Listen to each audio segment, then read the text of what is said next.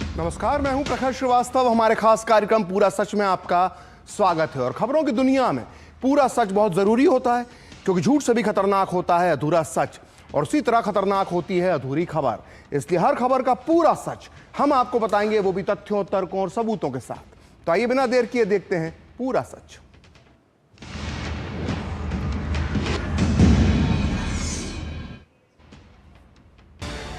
हथियारी नक्सल तो गए, लेकिन दिमागी नक्सल, ये दिमागी नक्सल मौके की तलाश में है। हिंसा, अराजकता के वो रास्ते खोज रहे हैं। समाज को गलत राह पर घसीटने के लिए भांति भांति के दांव कर रहे हैं। तो लाल किले की प्राचीर से पीएम मोदी की ये वो ललकार है जिसने देश विरोधी पूरे इकोसिस्टम की नींद उड़ा दी है। हथियारबंद नक्सलवाद भले ही जंगलों में अंतिम सांसें गिन रहा हो, लेकिन शहरों में सूट बूट पहनकर बड़े बड़े एसी दफ्तरों में बैठकर देश को अंदर से खोखला करने वाला दिमागी नक्सल आज भी देश के लिए सबसे बड़ा खतरा बना हुआ है। और जब पीएम मोदी ने साफ कह दिया कि अब वक्त आ गया है कि इन दिमागी नक्सलियों को पहचाना जाए, तो पूरा इकोसिस्टम बिलबिला उठा है। ये वो इकोसिस्टम है जिसमें कांग्रेस और खुद को सेक्युलर कहने वाले मुखौटे शामिल हैं। ये वही गिरोह है जो मानवाधिकारों का राग अलाप कर खूंखार आतंकवादियों के लिए आधी रात को कोर्ट्स खुलवाता है, लेकिन देश के लिए जान देने वाले जवानों पर एक शब्द भी नहीं बोलता।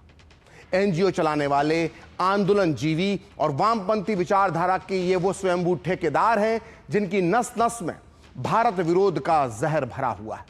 विदेशी डॉलर और विदेशी फंड से पलने वाले सो कॉल्ड एक्टिविस्ट विदेशों में जाकर भारत की साख पर कीचड़ उछालते हैं, देश के बड़े बड़े डेवलपमेंट प्रोजेक्ट्स में रोड़े अटकाते हैं और भोले भाले युवाओं को फ्रीडम ऑफ स्पीच के नाम पर देश के ही खिलाफ भड़काते हैं। लेकिन आज पूरा सच में बेनकाब होगा देश का सबसे खतरनाक सिंडिकेट। आज हम आपको बताएंगे कि क्या होता है दिमागी नक्सली, कैसे काम करता है इनका पूरा नेटवर्क, क्या होती है इनकी टूल किट और ब्लूप्रिंट जिनकी दम पर ये देते हैं देश विरोधी एजेंडे को अंजाम। तो आइए बिना देर किए देखते हैं पूरा सच पूरे विस्तार के साथ। तो पीएम मोदी ने जब से लाल किले की प्राचीर से दिमागी नक्सल के विषय को उठाया है, तब से बिलों से बाहर निकलकर कई लोग खुद को दिमागी नक्सल बताकर स्यापा करने लगे। ऐसा लग रहा है कि पीएम मोदी ने जो तीर चलाया था वो सटीक निशाने पर लगा है। पीएम मोदी के बयान के महज 24 घंटे के अंदर पूर्व गृह मंत्री पी चिदंबरम ने खुलकर ऐलान कर दिया कि उन्हें अपने दिमागी नक्सल होने पर गर्व है। बस फिर क्या था, पी चिदंबरम के बाद अरविंद केजरीवाल और महबूबा मुफ्ती ने भी अपने आप को दिमागी नक्सल घोषित कर दिया है। यानी खुद को दिमागी नक्सल कहने वाले नेताओं की लिस्ट अब लंबी होती जा रही है। इसके अलावा कुछ विपक्षी नेता ऐसे भी हैं जो बीजेपी और सरकार से दिमागी नक्सल की परिभाषा, डेफिनेशन पूछ रहे हैं, जिसका जवाब देते हुए बीजेपी के वरिष्ठ नेता रविशंकर प्रसाद ने कहा है कि दिमागी नक्सल का मतलब उन लोगों से होता है जो बड़े बड़े शहरों के एसी कमरों में बैठते हैं और माओवादी विचारधारा को खाद पानी देते हैं और उनके लिए पैसा उपलब्ध करवाते हैं। वहीं संसदीय कार्य मंत्री किरण रिजिजू ने कांग्रेस पर जबरदस्त प्रहार करते हुए कहा है कि कांग्रेस पार्टी खुद को माओवादी और नक्सली संगठन में बदल चुकी है। आइए सुनते हैं उन्होंने और कुछ क्या कहा। एक तरीके से कांग्रेस पार्टी अपने आप को माओवादी और नक्सलवादी बना दिया है। ठीक है, सोनिया गांधी जी का जो नेशनल एडवाइजरी काउंसिल में जो लेफ्ट विंग वाले जो सोच विचार रखने वाले वो बढ़ा हुआ था, लेकिन अब पूरे के पूरे कांग्रेस पार्टी ही माओवादी पार्टी बनने जा रहे हैं। एक तो मुस्लिम लीग पार्टी बन गए, अब वो माओवादी पार्टी भी बनने जा रहे हैं। देखिए, आप इसको समझिए, प्रधानमंत्री जी ने जो कहा है और जो मनमोहन सिंह जी जो कहा था वही है कि इस देश का आंतरिक सुरक्षा के लिए सबसे खतरा माओवाद है, नक्सलवाद है। इसको खत्म करना होगा। और मोदी जी के नेतृत्व में नक्सलवाद जो आर्म्स हथियार लेकर के देश के खिलाफ लड़ाई लड़ रहे हैं उसको लगभग समाप्त कर दिया है। उसी को कहा कि हथियार बंद वाले लोगों को तो हमने समाप्त कर दिया, लेकिन सोच अभी भी बैठा हुआ है शहरों में और कई कई जगह में, तो उनको भी तो ठिकाना लगाना होगा। तो उसको कांग्रेस को लगा कि कांग्रेस को ही कह रहे हैं, इसका मतलब उसका सोच ऐसा होगा। तो पीएम मोदी के बयान के बाद यह बहस चल निकली है कि आखिर यह दिमागी नक्सल होता कौन है। दरअसल दिमागी नक्सल की चारित्रिक विशेषताएं समझने के लिए आपको पहले चीन के तानाशाह माओ त्से तुंग के बारे में थोड़ा सा हमें आपको बताना पड़ेगा।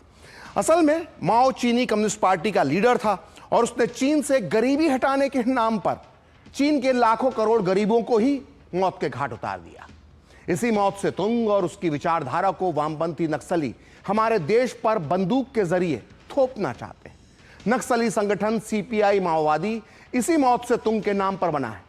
दरअसल हमारे देश के नक्सली माओ के उस विचार को अपना सबसे बड़ा एजेंडा मानते हैं जिसमें माओ ने कहा था कि क्रांति का अंतिम उद्देश्य शहरों पर कब्जा करना है जो दुश्मन के मुख्य ठिकाने हैं, और यह उद्देश्य शहरों में पर्याप्त काम किए बिना हासिल नहीं किया जा सकता है। यानी माओ ने कहा था कि जंगल में क्रांति तभी कामयाब होगी जब शहरों पर कब्जा होगा। और शहरों पर कब्जा कैसे होगा? इसके लिए वहां काम करना होगा, मतलब अपना कैडर तैयार करना होगा। और यह कैडर क्या है? यह कैडर है दिमागी नक्सल। अगर आपको दिमागी नक्सल की यह परिभाषा कठिन लग रही है तो हम आपको इसे और आसान तरीके से समझाने की कोशिश करते हैं। अब हम आपको इन दिमागी नक्सलियों के 15 कैरेक्टरिस्टिक्स यानी विशेषताएं, लक्षण, गुण, खासियत, प्रकृति, स्वभाव, प्रवृत्ति और पहचान बताते हैं। तो पहला लक्षण है कि ये जो भी आपके सामने कहे कि फैसला संसद में नहीं सड़क पर होगा, तो समझ जाइए कि कहीं ना कहीं दिमागी नक्सली कीड़ा उसके दिमाग में मौजूद है। यहां समझने की जरूरत है कि विरोध करना आपका अधिकार है, हम सबका अधिकार है, लेकिन आखिरी फैसला लोकतांत्रिक तरीके से ही होगा जिसका प्रतिनिधित्व हमारे देश की महान संसद करती है। अब देखते हैं दूसरा लक्षण। अगर कोई आपके सामने कहे कि भारत तेरे टुकड़े होंगे जैसे अपमानजनक नारे लगाने लगे तो वो पक्का दिमागी नक्सली होगा। तीसरा लक्षण, जो जम्मू कश्मीर में धारा 370 की वापसी की बात करे, समझ लीजिए कि वो दिमागी नक्सल है। अब बात करते हैं चौथे लक्षण की। तो जो कश्मीर को भारत का अभिन्न अंग मानने से इनकार करे, पक्का दिमागी नक्सल होगा वो व्यक्ति। पांचवा लक्षण क्या होता है? पांचवा लक्षण होता है कि जो आतंकवादियों और उनके कृत्यों के साथ किसी भी रूप में हमदर्दी जताए, समझ लीजिए, मान लीजिए कि वो दिमागी नक्सल है। अब बात छठे लक्षण की। जो देश विरोधी गतिविधियों के आरोपी उमर खालिद और शर्जिल इमाम जैसे लोगों का समर्थन करे तो 100% 100% वो दिमागी नक्सली है। सातवां लक्षण, जो खूंखार आतंकवादी को फांसी रोकने के लिए उसकी आधी रात में कोर्ट के दरवाजे खुलवाए, समझ लीजिए कि वो पक्का दिमागी नक्सली होगा। आठवां लक्षण क्या है वो भी बता देते हैं। जो देश की रक्षा में तैनात हमारी वीर सेना के विरुद्ध अपमानजनक बातें करे, समझ लीजिए वो दिमागी नक्सली है। नौवां लक्षण, जो विदेशी मंचों पर जाकर अपने ही देश भारत को बदनाम करने का काम करे, वो दिमागी नक्सली होगा। 10वां लक्षण, जो फ्रीडम ऑफ स्पीच के नाम पर देश के खिलाफ जहर उगले और बयानबाजी करे, पक्का दिमागी नक्सल होगा वो व्यक्ति। 11वां लक्षण, जो अपने लेखन, भाषण और बौद्धिक संवाद के जरिए हिंसक माओवाद का समर्थन करे, वो 100% दिमागी नक्सली है। 12वां लक्षण, जो जंगल और ग्रामीण इलाकों के भोले भाले आदिवासियों को हिंसा के रास्ते पर धकेलने के लिए प्रेरित करे, समझ लीजिए 1000% वो दिमागी नक्सली है। 13वां लक्षण, जो अधिकार और आंदोलन के नाम पर देश के विकास और बुनियादी ढांचे, उनके प्रोजेक्ट्स, बांध जैसी जो चीजें होती है, डैम्स जो होते हैं, उनको बाधा उत्पन्न करे उनके बनने में, तो समझ लीजिए वो दिमागी नक्सली है। 14वां लक्षण, जिसे राष्ट्रगान, राष्ट्रगीत और राष्ट्रवाद की भावना से एलर्जी हो, नफरत हो, समझ लीजिए वो पक्का दिमागी नक्सल होगा। और 15वां लक्षण, जो भारत की प्राचीन सांस्कृतिक पहचान, परंपराओं और हमारी महान ऐतिहासिक विरासत से नफरत करे, समझ लीजिए वो दिमागी नक्सल है। तो झीरम घाटी में एक हमला हुआ था, याद है आपको, छत्तीसगढ़ में। उसी का जिक्र करते हुए छत्तीसगढ़ के उप मुख्यमंत्री विजय शर्मा ने पी चिदंबरम पर तीखा प्रहार किया है। उन्होंने कहा है कि जंगलों से नक्सलवाद का खात्मा किया जा चुका है और अब दिमाग में बैठे नक्सलवाद को भी बाहर निकाल दिया जाएगा। कांग्रेस के मन में तो है ना ये बात, इसलिए ये कर रही है। मैं ऐसे नहीं कह रहा हूं। मैं कह रहा हूं आपको ध्यान होगा जब ताड़मेटला जैसी घटना हुई थी बस्तर में, जिसमें 76 सीआरपीएफ के जवान शहीद हो गए थे, उस समय पी चिदम्बरम जी ने कहा था कि हम नक्सलियों को हथियार डालने नहीं कहेंगे क्योंकि वे ऐसा नहीं करेंगे, हम जानते हैं। ये अप्रत्यक्ष प्रोत्साहन था उनका। आज वो कह रहे हैं कि मुझे दिमागी नक्सल होने पर गर्व है। मैं पूछना चाहता हूं उनसे भी और कांग्रेस से भी कि जो आईडी के विस्फोट से बस्तर के आमजन जीवन भर के लिए दिव्यांग हुए हैं, उनके लिए आपका दिमागी नक्सल क्या कहता है? बस्तर के गांव तक स्कूल, अस्पताल, आंगनबाड़ी, बिजली, पानी, सड़क अब तक नहीं पहुंच पाए, उसके लिए दिमागी नक्सल आपका क्या कहता है? आपको आश्चर्यजनक दौर पर यह बताऊं मैं कि कांग्रेस के ही विधायक हैं हमारे छत्तीसगढ़ के, उन्होंने कहा कि हिड़मा मेरा रोल मॉडल है। अभी मुझे बताओ आप कि झीरम की घटना हुई थी 2013 में, आपको याद होगा। छत्तीसगढ़ के कांग्रेस का नेतृत्व तो समाप्त हो गया था और नेतृत्व को समाप्त करने वाले नक्सली ही इनके रोल मॉडल हैं। अगर तो सच में इनके दिमाग में नक्सल बैठा है और वो नक्सल अभी बाहर निकालने की जरूरत है। हम निकालेंगे, जंगलों से निकले हैं, अब दिमागों से भी निकालेंगे। दरअसल जंगल में पाए जाने वाले नक्सली सिर्फ हाथी के दांत हैं, जो अब खत्म होने की कगार पर है। लेकिन असली दांत तो शहरों में रहने वाले दिमागी नक्सली हैं। ये दिमागी नक्सली किसी भी रूप में हो सकता है, किसी प्रोफेसर के रूप में, किसी सामाजिक कार्यकर्ता के रूप में, कभी किसी एनजीओ के रूप में, तो कभी किसी आंदोलन जीवी के रूप में।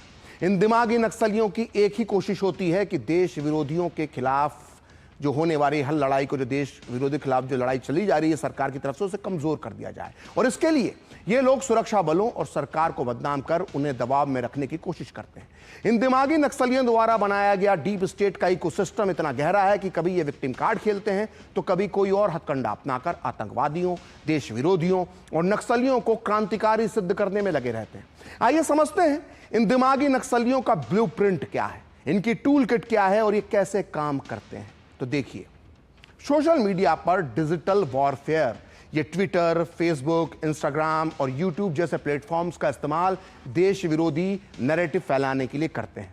फर्जी अकाउंट्स, बॉट्स और हैशटैग कैंपेन चलाकर ये किसी भी संवेदनशील घटना को तोड़ मरोड़ कर पेश करते हैं और फेक न्यूज़ फैलाते हैं और युवाओं का माइंड वॉश करके उन्हें सरकार और सेना के खिलाफ उकसाते हैं। सिस्टम के खिलाफ माहौल तैयार करना, ये दूसरा मॉडस ऑपरेंडी है। इसमें सीधे हथियार न उठाकर ये भाषणों, लेखों और बैठकों के जरिए शहर में नक्सलवाद और राष्ट्र विरोधी सोच के समर्थन में एक गुप्त माहौल तैयार करते हैं। इसके बाद आगे बढ़ते हैं। असंतोष जाहिर करने के लिए मंच देना, प्लेटफॉर्म देना। ये ऐसे लोगों को बड़े बड़े मंच, सेमिनार और प्लेटफॉर्म मुहैया करवाते हैं ताकि ये अपने अंदर की भड़ास और सिस्टम के खिलाफ आक्रोश को खुलकर समाज के सामने रख सकें। आजकल ये काम प्रदर्शन की आड़ में भी हो रहा है। इसके बाद हम आगे बढ़ते हैं। समाज के संवेदनशील वर्गों पर सीधी नजर, ये बहुत महत्वपूर्ण पॉइंट है। मिडिल क्लास हो गया, वर्किंग क्लास हो गया, सरकारी कर्मचारी, बुद्धिजीवी, महिलाएं, दलित और धार्मिक अल्पसंख्यक, ये सभी वर्ग दिमागी नक्सलियों के निशाने पर रहते हैं। समाज के इस वर्ग में दरार और असंतोष पैदा करना इनके लिए सबसे आसान होता है। अब अगला पॉइंट बहुत महत्वपूर्ण है। यूनिवर्सिटियों और एकेडमिक स्पेस पर कब्जा। ये देश के बड़े बड़े शिक्षण संस्थानों, यूनिवर्सिटियों में पैठ बनाकर छात्रों का माइंड वॉश करते हैं ताकि नई पीढ़ी के मन में देश और इसकी विरासत के प्रति नफरत भरी जा सके। ये एक बहुत बड़ा मॉडस ऑपरेंडी है इनका। इसके बाद एनजीओ और मुखौटे होते हैं, उन संगठनों का सहारा लेना। भाई असली संगठन नहीं होते, एनजीओ और मुखौटा संगठनों के सहारा लेते हैं। ये कभी सामने आकर काम नहीं करते। सांस्कृतिक मंचों, लिटरेरी क्लब और एनजीओ के नाम से फर्जी मुखौटा संगठन बनाकर पर्दे के पीछे से अपनी साजिशों को अंजाम देते हैं। यानी एनजीओ किसी और काम के लिए बना होता है, काम ये कुछ और कर रहे होते हैं। दिमागी नक्सल होते हैं लोग। विदेशी फंडिंग का खेल और वकीलों की सेना। इन दिमागी नक्सलियों को विदेशों में बैठी भारत विरोधी लॉबी से भारी भरकम डॉलर्स में फंडिंग मिलती है। इसी काले धन के दम पर ये देश विरोधी आरोपियों को बचाने के लिए कोर्ट्स में सबसे महंगे वकीलों की जो सेना है, जो टीम है, वो खड़ी कर देते हैं। कई बार आपने देखा होगा। इसके बाद अगला पॉइंट भी बहुत महत्वपूर्ण है। मानवाधिकार के नाम पर सुरक्षा बलों को निशाना बनाना। ये आए दिन ह्यूमन राइट्स की आड़ लेकर सुरक्षा कर्मियों को मानसिक रूप से परेशान करते हैं और उन पर कोर्ट कचहरी में झूठे मुकदमे ठोकते हैं। इसके बाद अगला पॉइंट है विक्टिम कार्ड का ढाल की तरह इस्तेमाल। जब भी देश की सुरक्षा एजेंसियां किसी राष्ट्र विरोधी पर शिकंजा कसती हैं तो ये तुरंत उसे मासूम और पीड़ित बताकर अंतर्राष्ट्रीय स्तर पर देश को बदनाम करने का ढोंग रचते हैं। आपने शर्जील इमाम के बारे में भी देखा होगा, उमर खालिद के मामले में भी यही विक्टिम कार्ड देखा होगा। अगला पॉइंट, देश के विकास और बुनियादी ढांचे पर ब्रेक लगाना, पर्यावरण, स्थानीय अधिकार या किसी भी फर्जी मुद्दे की आड़ लेकर ये देश के बड़े हाईवे, पावर प्लांट्स, सामरिक प्रोजेक्ट्स और कानूनी दांव पेच में फंसाकर इन सबको रुकवा देते हैं। इसके बाद अगला पॉइंट है, संवैधानिक संस्थाओं पर जनता का भरोसा तोड़ना। इनका अंतिम मकसद होता है चुनाव आयोग, न्यायपालिका और भारतीय सेना जैसी संस्थाओं को बदनाम करना, ताकि आम जनता का लोकतंत्र से विश्वास उठ जाए और वे अराजकता की ओर बढ़ जाएं। ये दिमागी नक्सल यही काम करते हैं। तो दिमागी नक्सल कैसे काम करते हैं और इनके क्या लक्षण होते हैं, ये हमने आपको समझाने की कोशिश की है। लेकिन फिर भी अगर आपको कोई कंफ्यूजन है तो फिर आपको हम एक गीत के माध्यम से इनके बारे में बताते हैं और समझाते हैं। ये गीत एक युवा सोशल मीडिया इन्फ्लुएंसर मयूर मोगरे ने तैयार किया है। आप भी सुनिए मयूर का ये गीत और समझिए दिमागी नक्सल के लक्षणों को एक जेन ज़ी वाले स्वैग में। कौन होते हैं दिमागी Naxal? Ladies and gentleman, you are not ready for this. जो आजाद भारत में आजादी के नारे लगाए, जो देश की तरक्की देख ना पाए, जो मनहूस बातें किया करे अक्सर, वो होते हैं दिमागी नक्सल। वो बोले देश में हाईवे की तो जरूरत ही नहीं, वो बोले कश्मीर भारत का हिस्सा ही नहीं, पाकिस्तान को पीटने पर दी एस्केलेट चिल्लाए और युद्ध रोकने पर सरेंडर कहने लग जाए। जो चिकन नेक को भारत से अलग कराना चाहे, जो हर बुरी खबर पर जश्न मनाए, गरीबों के मसीहा बनकर खुद करोड़ों कमाए, वो होते हैं दिमागी नक्सल। जो अफजल गुरु को भी डिफेंड कर जाए, जो कसाब की फांसी रोकने की अर्जी ले आए, जिन्हें आतंकियों के लिए भी सिंपैथी नजर आए, होते हैं दिमागी नक्सल। जो जर्मन शेफर को भौंकना सिखाए, जो बाहर से बड़ी बड़ी फंडिंग उठाए, जो अराजकता फैलाने को तैयार हो अक्सर, शायद वही होते हैं दिमागी नक्सल। जेन ज़ी दिमागी नक्सल नहीं, ताकत है नई भारत की, because they are ready for this। तो जब पीएम मोदी ने दिमागी नक्सलियों पर निशाना साधा तो सबसे पहले प्रतिक्रिया पूर्व गृह मंत्री पी चिदंबरम की आई। उन्होंने खुद को दिमागी नक्सल घोषित कर दिया, जिसके बाद हंगामा मच गया। असम के सीएम हिमंता ने तो यह तक कह डाला कि चिदंबरम के गृह मंत्री रहने के दौरान हुए नक्सली हमलों की जांच होना चाहिए। दरअसल यह कहना कतई गलत नहीं होगा कि 30 नवंबर 2008 से 31 जुलाई 2012 तक, जब तक चिदंबरम देश के गृह मंत्री थे, तब उस दौर में सबसे ज्यादा नक्सली हमले हुए हैं। और आज तक किसी गृह मंत्री के कार्यकाल में इतने बड़े नक्सली हमले नहीं हुए जितने कि चिदंबरम के गृह मंत्रालय संभालने के दौरान हुए। आइए एक नजर डालते हैं चिदंबरम काल में हुए नक्सली हमलों पर। तो 1 फरवरी 2009 को महाराष्ट्र के गढ़चिरौली जिले के मर के गांव में नक्सलियों ने पुलिस गश्ती दल पर घात लगाकर हमला किया, जिसमें 15 पुलिसकर्मी शहीद हो गए। वहीं 13 अप्रैल 2009 को कोरापुट उड़ीसा में नक्सलियों ने नालको की बॉक्साइट खदान पर हमला किया, जिसमें 10 सीआईएसएफ के जवान शहीद हो गए। इसके बाद 22 मई 2009 को गढ़चिरौली महाराष्ट्र में पुलिस दल पर घात लगाकर हमला हुआ। 16 पुलिसकर्मियों को अपना बलिदान देना पड़ा। 10 जून 2009 सारंडा झारखंड में लैंडमाइन हमले में 11 पुलिसकर्मी शहीद हो गए। वहीं 13 जून 2009 को बोकारो झारखंड में 2 अलग अलग हमलों में 10 पुलिसकर्मी शहीद हुए। 16 जून 2009 झारखंड के पलामू और लातेहार में सुरक्षा बलों की टीम पर हमला हुआ, लैंडमाइन ब्लास्ट हुआ और 15 पुलिसकर्मी शहीद हो गए। 12 जुलाई 2009 को राजनांदगांव छत्तीसगढ़ में नक्सली हमले में करीब 29 पुलिसकर्मी शहीद हो गए। इनमें तत्कालीन राजनांदगांव के तत्कालीन एसपी विनोद चौबे भी शामिल थे। 8 अक्टूबर 2009 को गढ़चिरौली महाराष्ट्र में नक्सली हमले में 17 पुलिस वाले शहीद हो गए। 6 अप्रैल 2010 को दंतेवाड़ा छत्तीसगढ़ में भारतीय इतिहास का सबसे बड़ा नक्सली हमला हुआ, जिसमें सीआरपीएफ और पुलिस दल पर घात लगाकर हमला किया गया और 76 सुरक्षाकर्मी शहीद हो गए। और इस हमले के बाद पूरे देश में हाहाकार मच गया था। लेकिन जेएनयू में कुछ छात्रों ने, जो दिमागी नक्सल थे, इस हमले के बाद नक्सलियों के समर्थन में उन्होंने जश्न मनाया था। 17 मई 2010 को दंतेवाड़ा छत्तीसगढ़ में नक्सलियों ने यात्री बस को आईईडी से उड़ा दिया, 31 लोगों की मौत हो गई। 29 जून 2010 को नारायणपुर छत्तीसगढ़ में नक्सली हमले में 26 सीआरपीएफ के जवान शहीद हो गए। 15 फरवरी 2010 को शिल्दा पश्चिम बंगाल में ईस्टर्न फ्रंटियर राइफल कैंप पर हमला हुआ, जिसमें 24 अर्धसैनिक कर्मियों को अपना बलिदान देना पड़ा। 4 अप्रैल 2010 को कोरापुट ओडिशा में पुलिस वाहन पर हमला हुआ, जिसमें 11 पुलिसकर्मी शहादत को प्राप्त हो गए। 24 मई 2011 को गरियाबंद छत्तीसगढ़ में नक्सली हमले में 10 पुलिसकर्मी शहीद हुए और 27 मार्च 2012 को गढ़चिरौली महाराष्ट्र में विस्फोट में 15 पुलिसकर्मियों का बलिदान हुआ। तो ये थी चिदंबरम के कार्यकाल के दौरान हुए बड़ी नक्सली हमलों की एक लंबी चौड़ी लिस्ट। इसके अलावा भी, जी हां, इसके अलावा भी उनके कार्यकाल में कई बड़े हमले हुए थे, लेकिन हमने आपको सिर्फ और सिर्फ 15 बड़े हमलों के बारे में बताया है। और ये लिस्ट ये बताने के लिए काफी है कि चिदंबरम नक्सली हमलों को रोकने में कितने नाकाम, असफल और फेल साबित हुए थे। तो पूरा सच में वक्त है ब्रेक का, और ब्रेक के बाद बताएंगे नक्सल पीड़ितों ने क्यों कहा दिमागी नक्सलवाद का इलाज जरूरी है।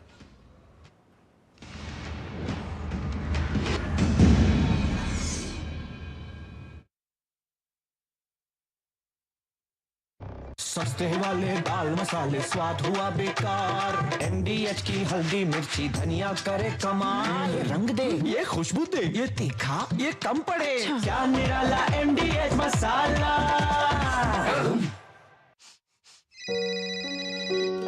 हाँ बोल बेटा करण। क्या? जिंदगी की रोज की दौड़ में हम अक्सर चीजें भूल जाते हैं, अंकल। पर अच्छा लगता है जब कोई आपका ख्याल रखता है। जैसे कि RBI ख्याल रखता है आपके अनक्लेम डिपॉजिट्स का। अनक्लेम डिपॉजिट मतलब? वो बैंक खाते जिसमें 10 साल या उससे अधिक से कोई लेन देन न हुआ हो, ऐसे खाते RBI के DEA फंड में चले जाते हैं। अपने बैंक के किसी भी शाखा में जाकर अपना KYC अपडेट कराइए और अपना अनक्लेम डिपॉजिट वापस पाए। RBI कहता है जानकार बनिए, सतर्क रहिए। शुभेंदु अधिकारी।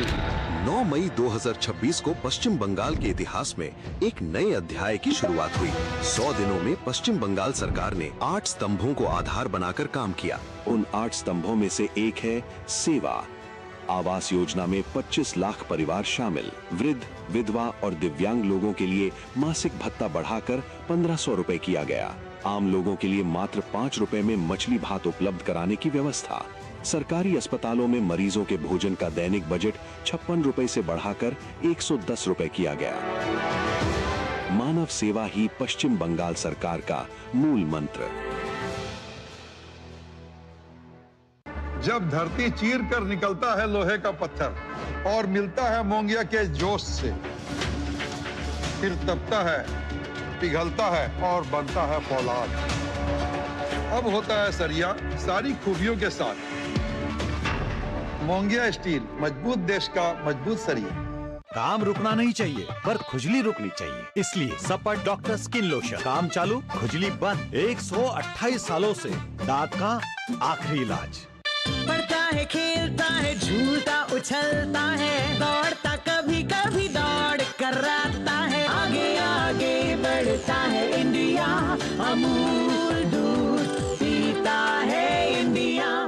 भारत की सबसे बड़ी gold loan NBFC Muthoot finance से गोल्ड लोन लीजिए और फिर देखिए सोना क्या नहीं कर सकता। कॉल कीजिए 1-800-313-1212।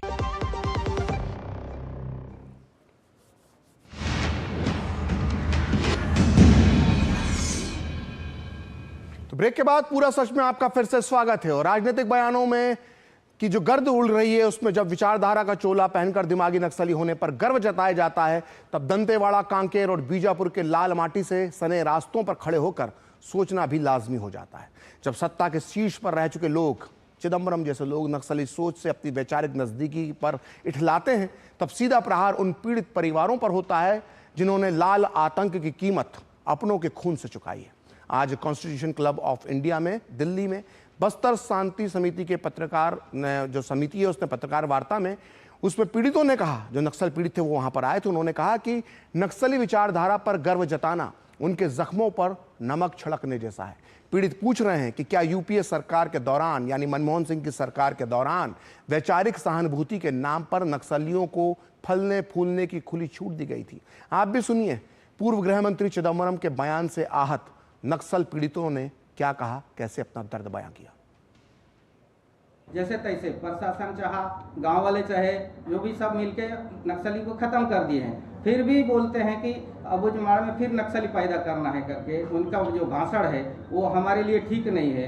तो ऐसा कैसे भाषण दे सकते हो? इसीलिए हम इसी बात को रखने के लिए आए हैं।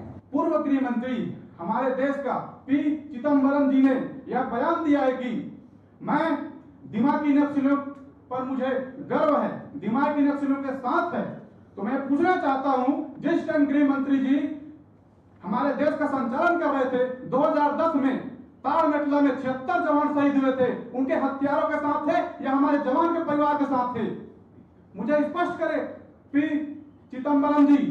बस्तर में तो नक्सली खत्म हो गया है, लेकिन सोशल मीडिया में पी चिदम्बरम बोल रहे हैं कि मैं नक्सलियों का समर्थन दे रहा हूं। ऐसे नहीं हो सकता। तो पूरा सच में वक्त है ब्रेक का। ब्रेक के बाद भी खबरों का सिलसिला जारी रहेगा।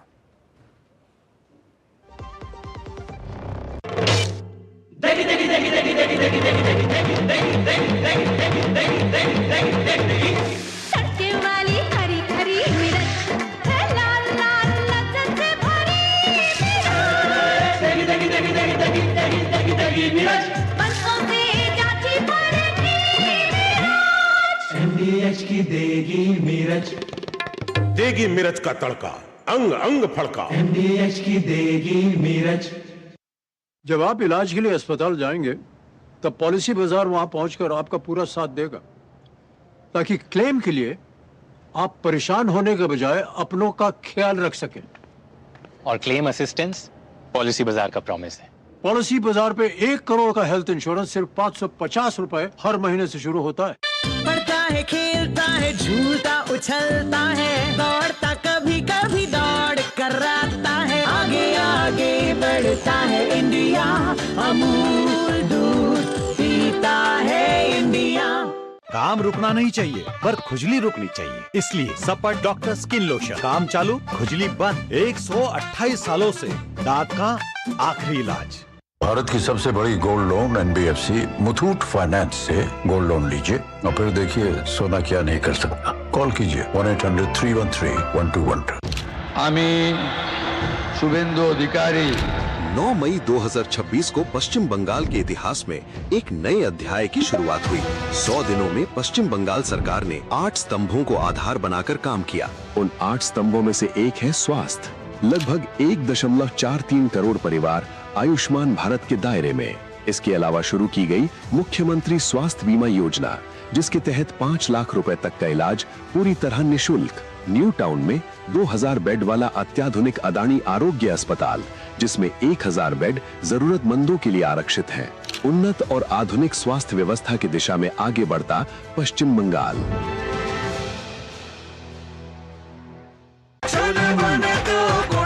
गोल्डी छोले मसाले, जहाँ जाए रिश्ते बनाए। गोल्डी लाए हैं फ्रेश लॉक टेक्नोलॉजी, जो रखे मसालों को हर समय फ्रेश। तो आज पूरा सच में इतना ही। मुझे और मेरी पूरी टीम को दीजिए अनुमति। नमस्कार।